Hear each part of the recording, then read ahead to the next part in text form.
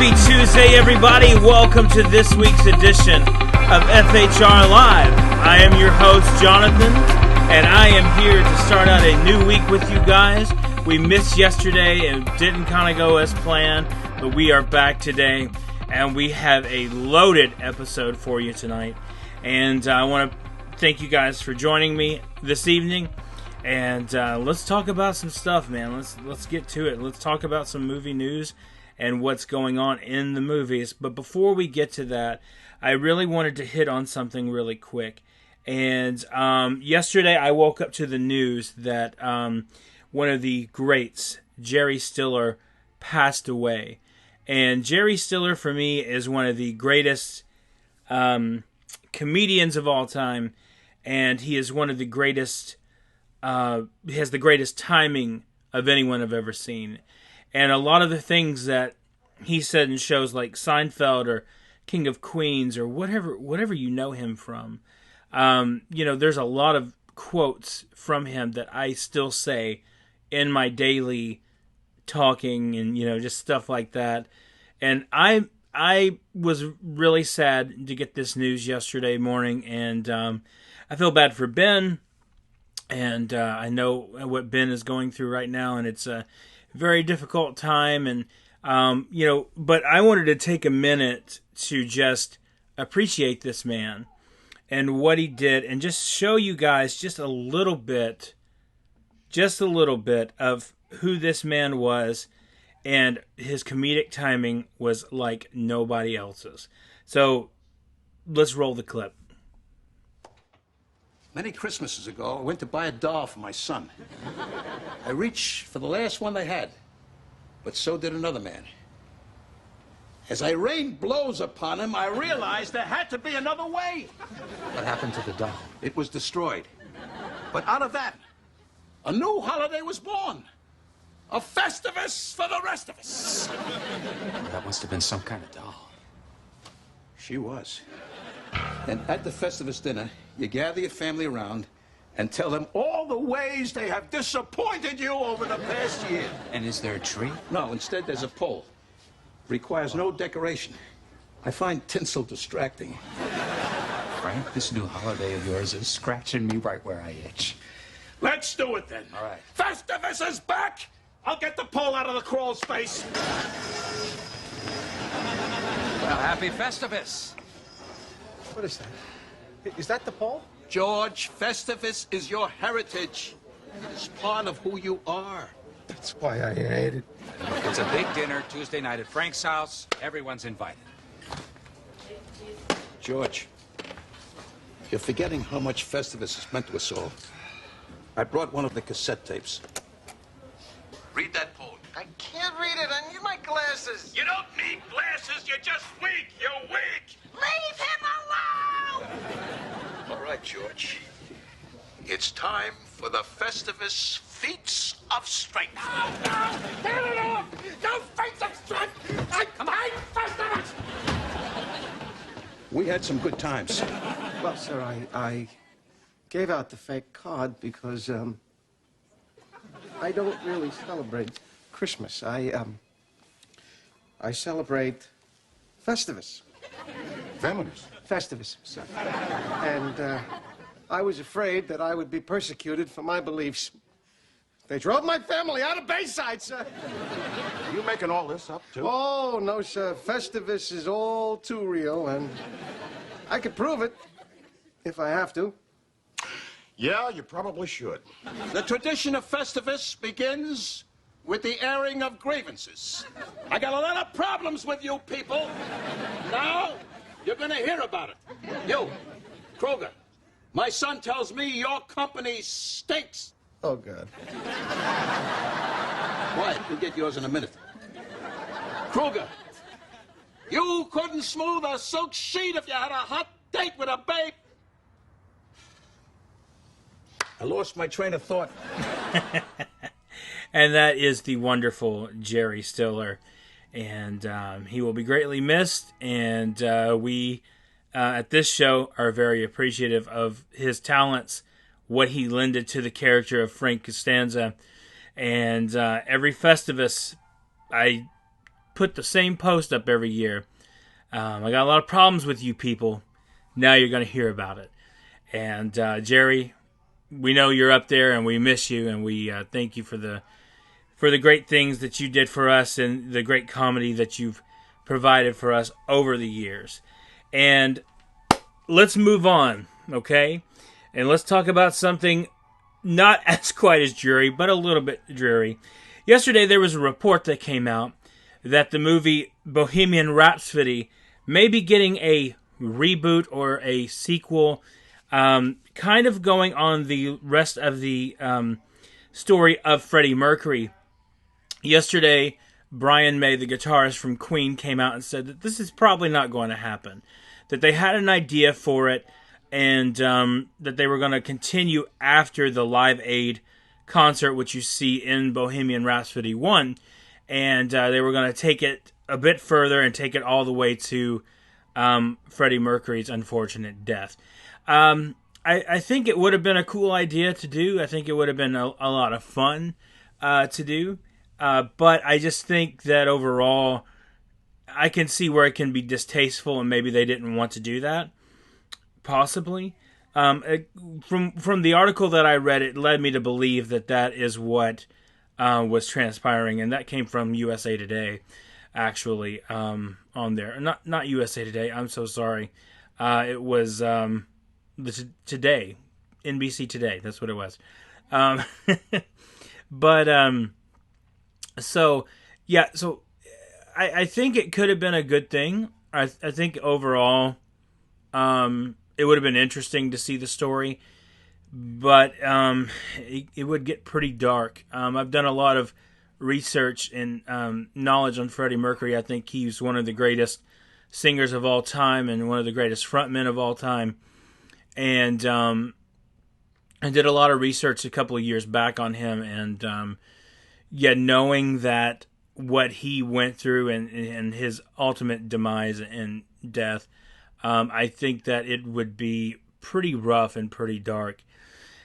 And it wouldn't have the light that Bohemian Rhapsody had, so I can see why they would simply just pull the trigger on this, and not do it, and kind of just put it on the back burner, because later they may pull the trigger on it. I don't know at this point. We don't know. But hopefully that'll happen. So drop down in the comments. Let me know what you think. Should Bohemian Rhapsody 2 be made? Or should they just leave it alone because the first one was great? I'm not sure if it was considered fresh on Rotten Tomatoes. But I love that movie. It was the first date I ever had with my wife to go see it. So it has a special place in my heart. For sure. So, guys, we've been talking about this whole AMC debacle. First of all, they don't have enough money to stay afloat, and then they get mad at Universal, and everything keeps going back and forth, and it's just, one thing after the other, and it's just not enough time to really, enough time in the day to concentrate on this story. And yet, I've been feeling that someone was going to come and bail them out. Now, while they haven't yet, there is a rumor that Amazon is looking to acquire AMC. Now, what would this mean for AMC, and what would this mean for Amazon? The thing is Amazon would be purchasing a company that is on the down.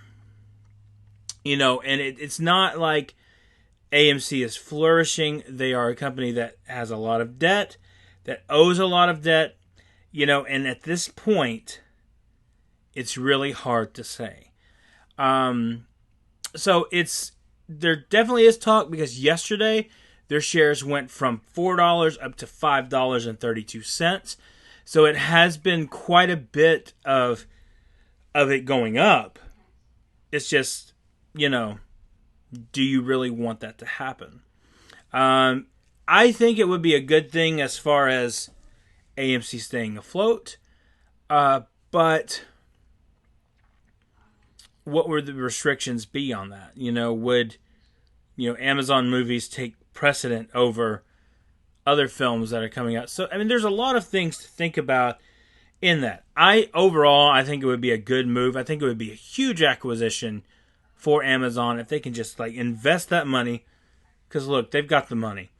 Invest the money, push it hard, and get these theaters done. And maybe even call Amazon theaters. I don't care what they call them. As long as they are just as good and they have just as quality theater and picture as, of course, our AMC does here in Destin.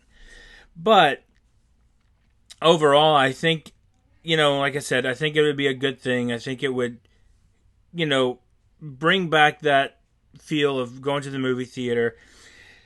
And I think Amazon can make some really good decisions. In my opinion, there have been some things that Amazon's, done very well, and some things they've not done very well.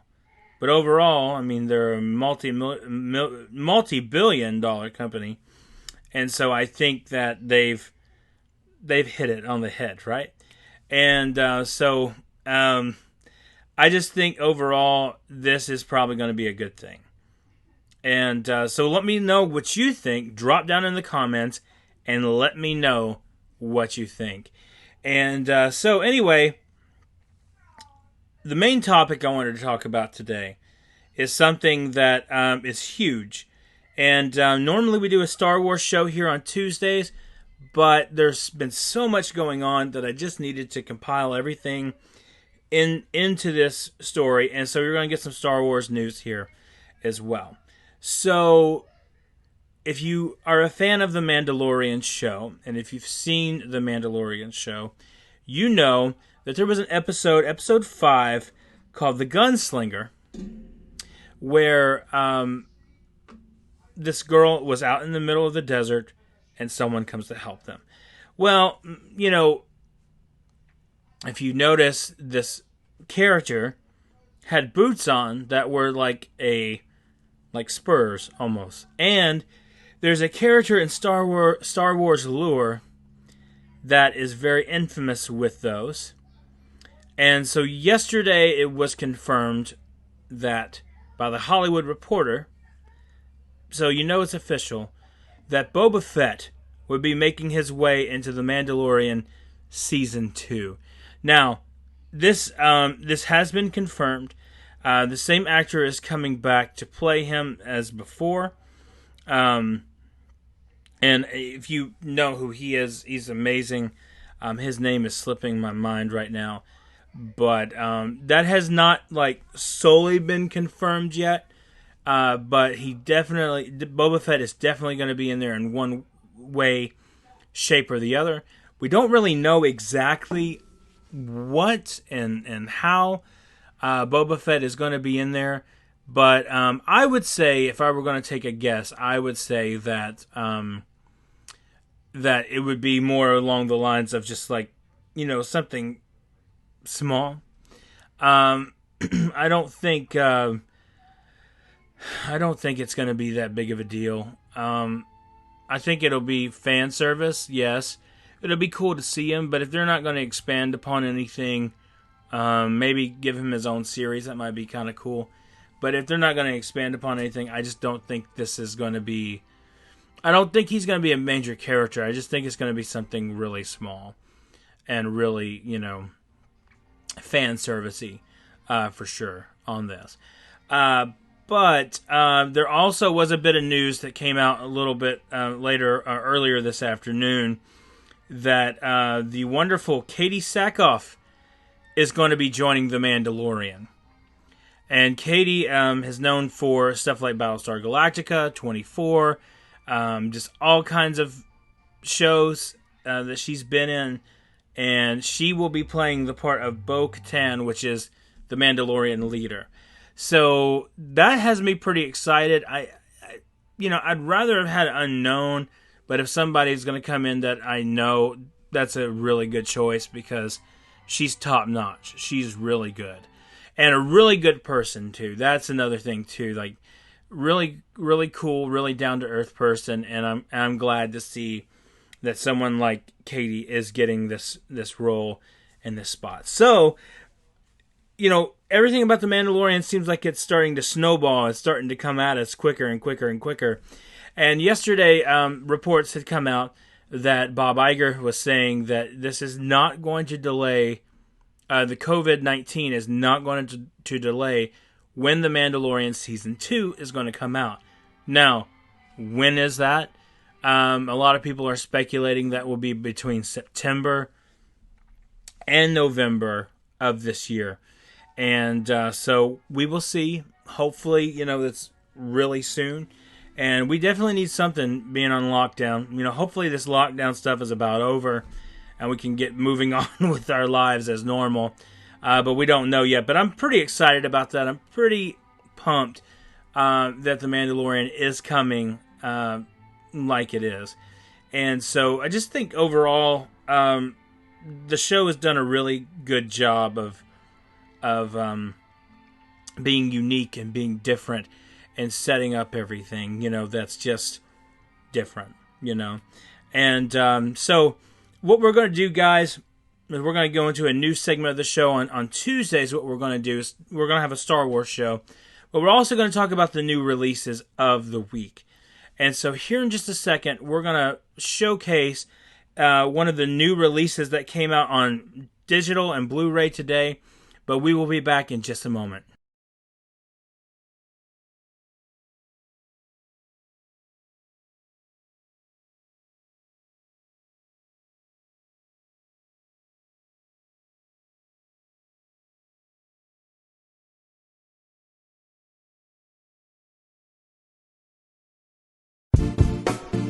Hey guys, I hope you are enjoying the show so far.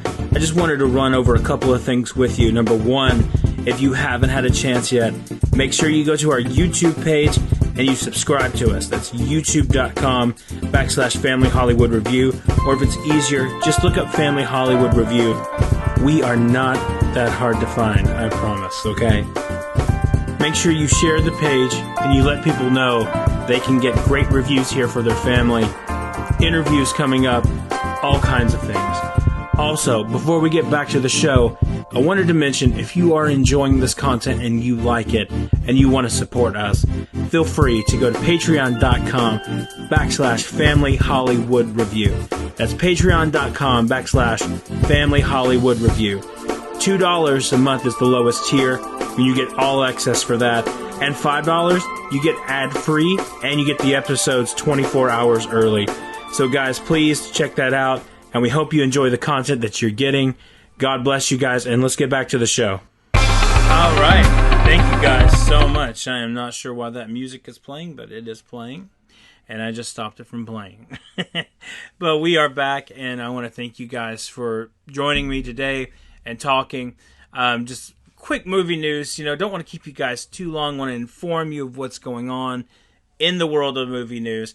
And I just want to let you guys know as soon as movie theaters open back up that we will get back to our regular reviews.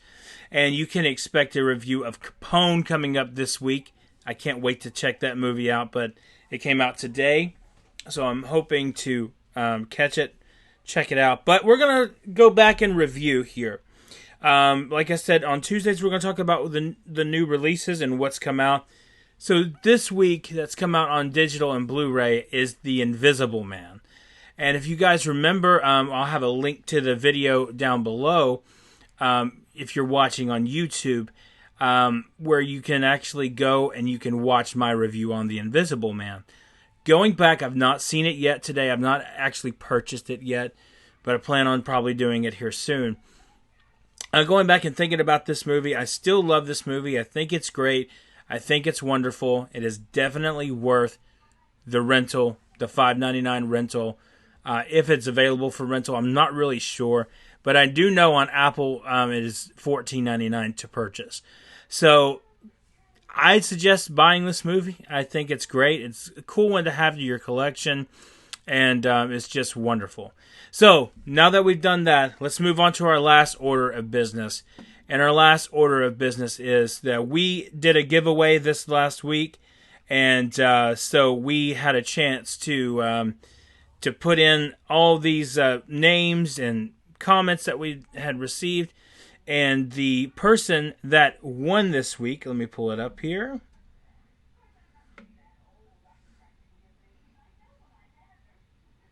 I apologize. I had this pulled up a minute ago, and now it is not here.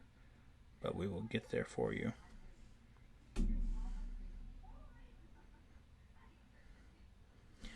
Yes, so the winner this week is Eric Crittenden Jr. Eric, thank you so much for liking, sharing. Woo! For liking and sharing our post and our video and subscribing to our YouTube channel. Thank you, and I will be emailing you that digital copy very shortly. So thank you guys so much for tuning in this week. I love you guys. We'll see you tomorrow. And remember, always, always keep your family first.